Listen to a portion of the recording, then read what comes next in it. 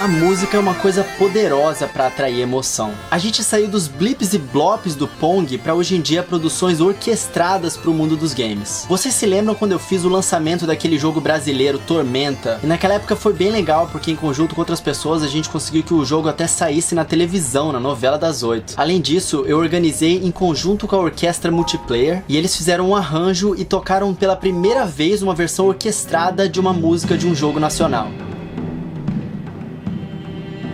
A Orquestra Multiplayer é simplesmente incrível. Pois bem, hoje eu trago para vocês um dos integrantes da Orquestra Multiplayer. Ele é mestre em música e compositor de trilha sonora para games. Para vocês um mini documentário sobre a história e a importância das músicas nos games. Eu sou o Coelho no Japão e com vocês, Marcos Mello. Fala galera, meu nome é Marcos Mello, eu sou produtor de trilha sonora para jogos digitais. Eu vim aqui falar um pouquinho disso para vocês no canal do Coelho no Japão.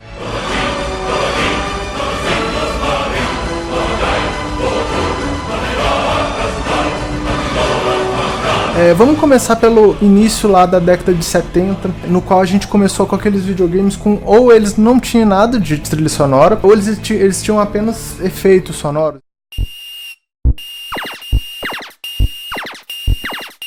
O próprio telejogo que eu tenho aqui, o Atari, o Pong, essa primeira geração de jogos, ela começou a ter essa adição apenas de efeitos sonoros nos jogos, e muito difícil você achar um ou outro jogo que tinha algum tipo de trilha sonora, porque você tinha muitos poucos canais que você podia trabalhar simultaneamente. Então ou você colocava um efeito ou você colocava um sonzinho que geralmente ele aparecia apenas na introdução.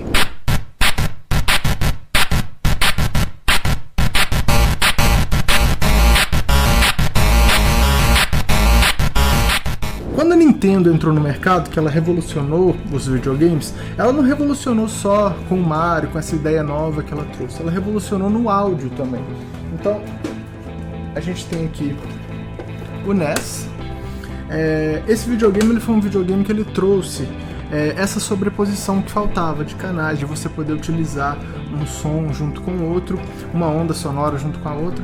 Então o que acontece? Você consegue ter a música junto com os efeitos sonoros. Ele foi um dos primeiros caras a trazer isso pra gente. Não foi o único, né? A gente tem outros concorrentes, mas eu gosto de usar ele como exemplo porque ele funciona bem para mostrar isso.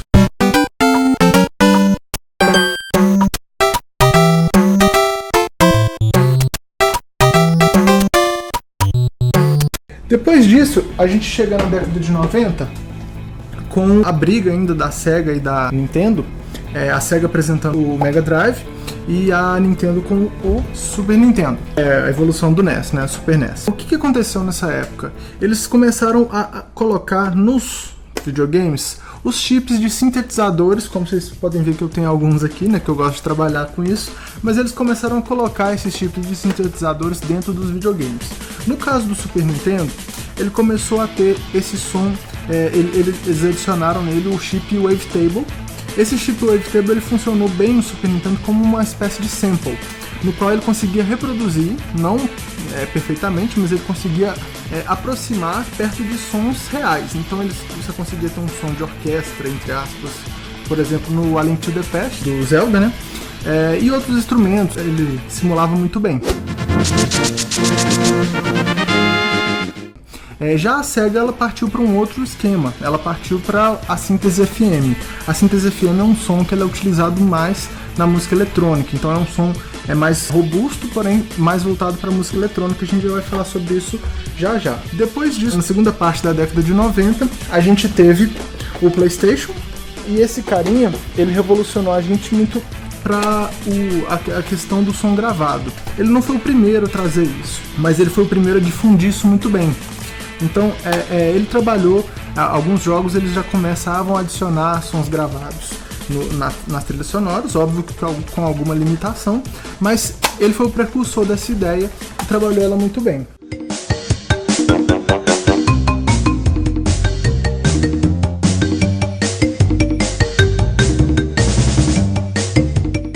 Já na década de 2000, a gente já teve a evolução dele, que é o PlayStation 2, E óbvio que teve também os nossos concorrentes, que é o GameCube, o próprio Xbox, mas todos eles começaram a trabalhar uma coisa bem legal, que era o efeito de som espaçado, do som 3D, que a gente chama. Esse efeito ele revolucionou mais uma vez os jogos digitais, porque ele começou a trabalhar de onde vinha o som. Então, por exemplo, você tinha efeitos sonoros, você começou a entender de onde eles estavam vindo. Se tinha uma flecha te atacando, ela estava vindo de um lado ou de outro.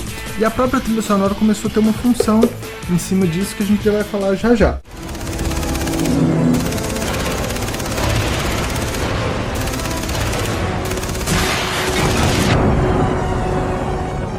Depois disso a gente foi para as evoluções dos videogames, que é o Xbox 360, evolução do Xbox, e no PlayStation 2 seria o PlayStation 3. Vou mostrar um de cada só para poupar um pouco de tempo pra gente. Mas o que aconteceu nessa época? A trilha sonora ela já começou a trabalhar com mais canais, então esses carinhas aqui eles foram responsáveis para quebrar essas barreiras que a gente tinha até então de limitação de canal, limitação de memória, porque a trilha sonora ela utilizava muita memória, até mesmo no PlayStation 2 isso era um problema, e que nesses carinhas aqui começaram a deixar de ser problema.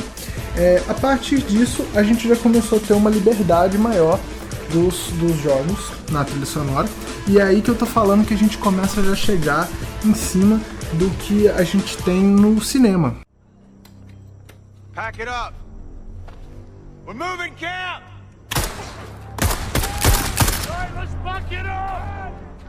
Então assim, a gente já quebrou todas as barreiras do espaçamento 3D, as barreiras de canais, e aí quando a gente chega nesse carinha aqui, ou no PlayStation 4, ou em outros, né, a gente tem num videogame portátil uma qualidade de cinema em questão de áudio. Você consegue trabalhar som espaçado, você consegue trabalhar sem limitação de nada.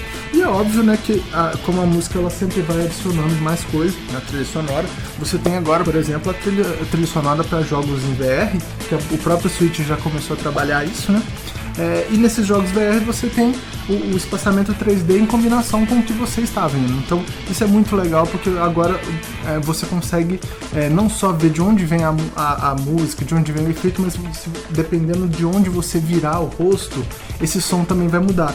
Então é nesse ponto que eu falo que a trilha sonora de jogos já está começando a avançar um pouquinho mais do que a de cinema. Então a gente vai ver um pouquinho sobre essas funções agora dessas trilhas sonoras nos jogos digitais.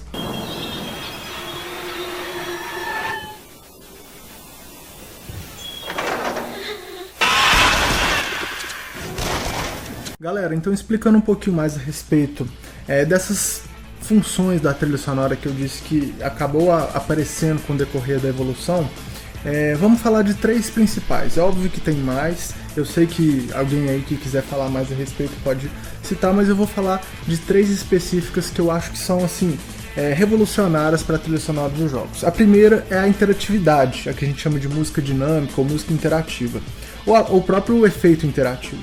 Essa interatividade é o fato da música, ou da trilha sonora, ou do efeito sonoro, interagir ou com o jogo, ou com o jogador de alguma forma. Por exemplo, eu vou dar um exemplo bem claro que eu acho que todo mundo vai conhecer. No jogo Mario, quando você está no mapa, dependendo, se você for pro mapa do inverno, naquele Mario 2D, vai começar a mesma trilha sonora a ter barulhinhos de Natal, de música natalina, para remeter ao inverno, a alguma coisa relacionada a isso. Se você desce o mapa e já vai para o deserto, você já vai ter efeitos de técnicas composicionais que lembram a música egípcia, escalas egípcias e tudo. Então o que o compositor fez nessa área? Ele tentou interagir com o que estava acontecendo no jogo para deixar a trilha sonora mais dinâmica. Isso é muito legal nos videogames, tem N exemplos que a gente pode dar a respeito disso em funcionalidades, igual por exemplo você pode jogar esses jogos de Nintendo 64,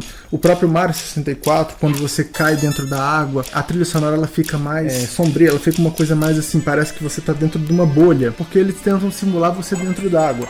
Então essas interatividades elas revolucionaram a trilha sonora de jogos, e eu acho que isso é o futuro dos jogos hoje em dia. Hoje em dia você não consegue fazer uma trilha sonora sem ter um pouco de interatividade nos jogos, ela não fica tão marcante quanto se ela tivesse esses efeitos. E uma das empresas que mais utilizam isso é a própria Nintendo.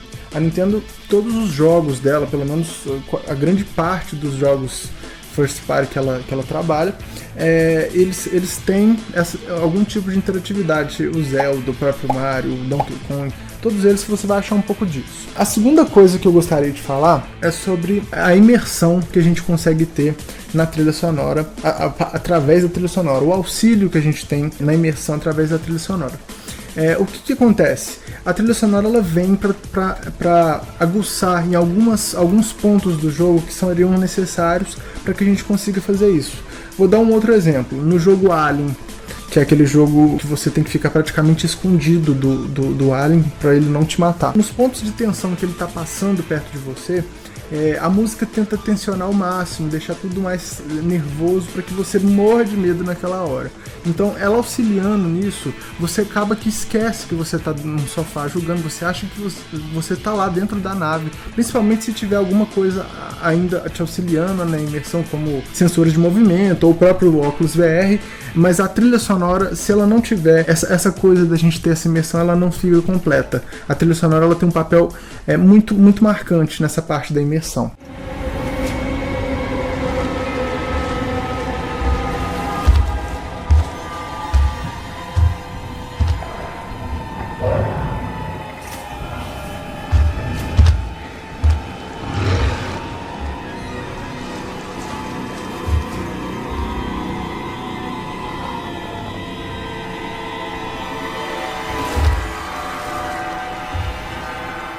E por fim, mas não menos importante, vamos falar um pouco da narrativa que a gente consegue ter através da trilha sonora. A trilha sonora conta a história dentro do jogo. Isso é um fato que a gente tem não só nos jogos digitais, como também no próprio cinema. É o fato, exemplo, do leitmotiv, que é uma técnica que a gente tem na trilha sonora, que a gente utiliza ela toda vez que a gente quer se remeter a algum lugar ou a algum personagem. Vou dar um exemplo dentro dos videogames. Você tem, por exemplo, toda vez que a gente toca a música da Saria no Zelda Ocarina of Time, a gente sabe que ou se remete à própria Saria ou se remete ao Lost Wood, que é o local que ela fica. Então, esse som, toda vez que a gente utiliza esse som, ouve esse som dentro do jogo, a gente sabe que tem a ver com esse lugar ou com a própria Saria.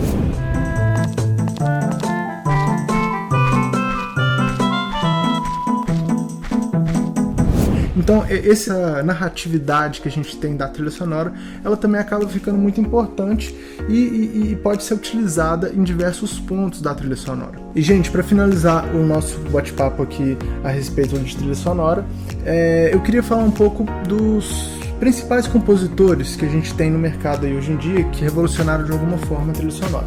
Acho que o primeiro, todo mundo aqui já sabe, é o Koji Kondo, que é compositor de Star Fox, de Zelda, do próprio Mario, né, que é o ícone dos videogames. E ele teve um papel muito forte porque ele foi um dos primeiros a trazer essa melodias, música para os videogames, que foi naquela época que eu disse que acabou chegando essa música com efeitos sonoros de maneira simultânea, e ele explorou bem isso, e ele marcou a própria trilha sonora de jogos digitais até hoje.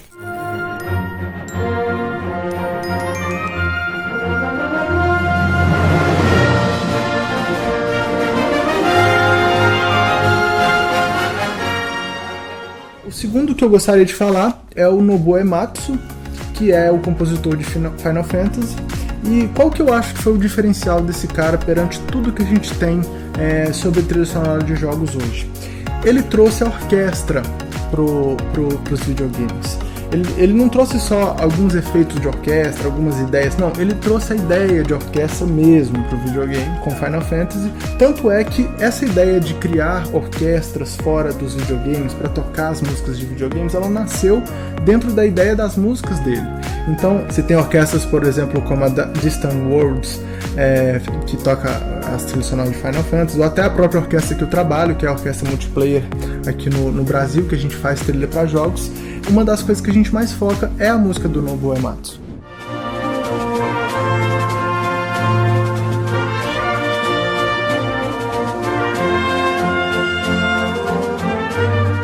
E por fim, só que não menos importante, inclusive é meu compositor favorito, é o David Wise, do Donkey Kong, qual que foi o diferencial que eu acho que ele teve sobre a música eletrônica? O Super Nintendo, ele não era um videogame poderoso, ele não tinha chips poderosos de áudio, só que o cara, ele queria sons poderosos nos jogos que ele fosse fazer.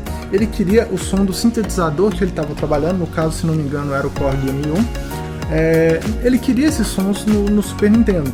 Então ele programou, em vez dele colocar o chip para entender o som, ele programou tudo isso para que o processador do Super Nintendo entendesse a programação e transformasse em arquivo de áudio, para que ele conseguisse ler esses sons pesados. E ele revolucionou isso em 1994, ele lançou uma trilha sonora naquele nível para o Super Nintendo, era uma coisa que ninguém conseguia fazer.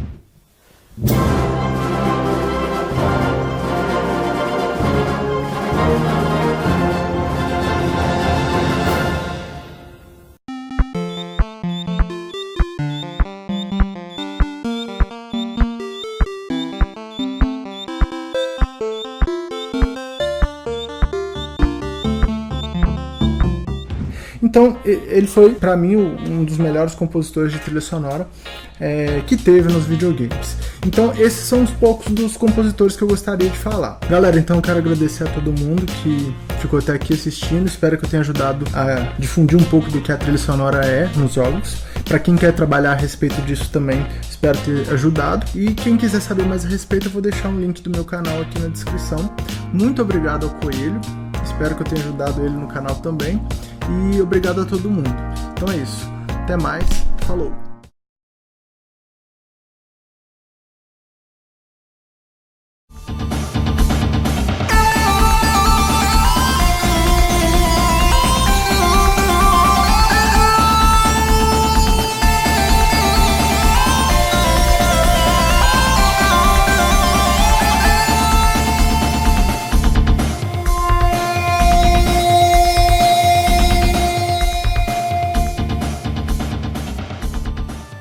Marcos, muito obrigado, foi um prazer enorme ter você aqui no canal. E amigos, eu espero que vocês tenham gostado desse nosso mini documentário. Se você gostou, já deixa o seu like, se inscreve aqui no canal se você não for inscrito, ativa o sininho para não perder as notificações. E eu vou deixar os links do Marcos na descrição, e eu peço que realmente vocês entrem lá, conheçam o trabalho dele e também conheçam o trabalho fenomenal da Orquestra Multiplayer, que também vai estar na descrição. E lembre-se, amigos, se você é um fã da Nintendo ou fã de games em geral, as lojas que eu recomendo estão na descrição. A Big Boy Games você encontra jogos a um preço super bom. A 03 Games você encontra cartões de eShop com preço muitas vezes mais barato do que comprar direto no videogame. E a Cogumelo Shop vende o Nintendo Switch online de uma loja confiável, mais barato do Brasil. Todas as lojas têm descontos para vocês, e especial um desconto maior ainda para os apoiadores aqui do canal. Os detalhes vão estar todos na descrição. Então é isso, meus amigos, muito obrigado por terem assistido até o final. Eu tô sempre tentando trazer um conteúdo de qualidade aqui para vocês, e a gente se vê na próxima. Então tapa aqui na pata do coelho para dar sorte e valeu!